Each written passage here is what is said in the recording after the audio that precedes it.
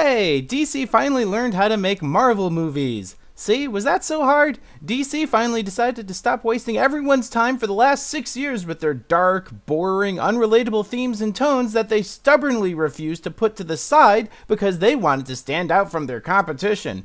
Who would have thought that these fantasy characters written for children were supposed to be fun? Sure, we could be looking at a potential outbreak of uniform films from each studio that follow the same old formula, but at least the Snyderverse seems to be a thing of the past. What makes DC's Shazam, so enjoyable? Step 1, the main character is human and relatable. Billy Batson wasn't born an overpowered alien, a brooding billionaire, an Amazon goddess, or the king of the sea. He's a regular kid who inherited everyday problems like the rest of us. But when a rando wizard spends years searching for one person in the entire world with a pure heart, Billy obtains the powers of Shazam.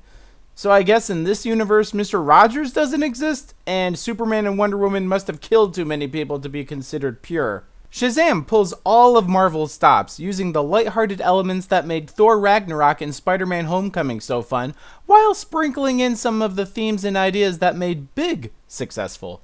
I thought Zachary Levi was the perfect person to complement the comedic style of this role, although I have to say that during the film it was difficult not to see him as Jimmy Fallon in a bodysuit. The rest of the cast was a well-rounded, diverse ensemble, and I really appreciated the film's depiction of Billy Batson's foster parents as likable and responsible people, when so often they're portrayed poorly in so many other movies. I mean foster parents, not the actors playing them. But Shazam does have one large obvious blemish on its face, despite an overall good appearance. The CGI in the film, more specifically, the monster manifestations of the 7 deadly sins brought to life through CGI, are embarrassingly poor. I'm not just saying it looks unrealistic, I'm saying the actual quality is reminiscent of the stuff you'd see from the early 2000s, but at least then they had the excuse that the technology was still pretty new. When the CG is that bad in a movie, it becomes distracting and it takes you out of the immersion, which isn't what you want in your superhero film. Aside from that, I really liked most everything else about Shazam. It breaks the mold for all the DC films before it, even having a more competent final act and climax than the other films.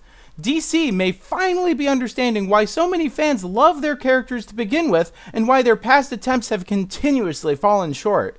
And while it's clear that many abrupt changes are due for the DCEU just when it was starting to pick up steam, it seems to me that, at last, they know where they're going.